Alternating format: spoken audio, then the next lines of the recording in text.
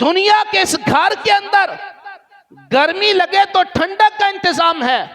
सर्दी लगे तो गर्म चीजों का इंतजाम है। ऐ लोगों, जिस तरह दुनिया में तुम्हारा एक घर है जहां पर तुम्हारी सहूलतें मौजूद हैं, जहां पर वहशत हो, घबराहट हो, तन्हाई महसूस हो,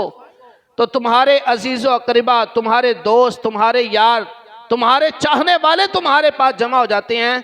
लेकिन याद रखो, एक घर तुम्हारा कब्र है, जहां पर भूख लगे तो खाना नहीं मिलता,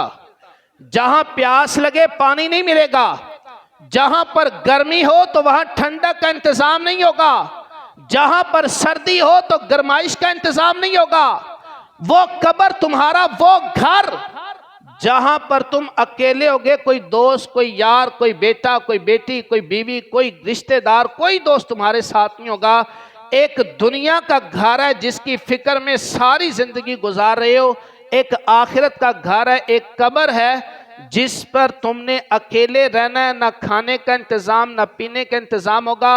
वहां तुमने अकेले रहना है, उसकी तैयारी की तुम्हें फिक्र ही कोई नहीं है।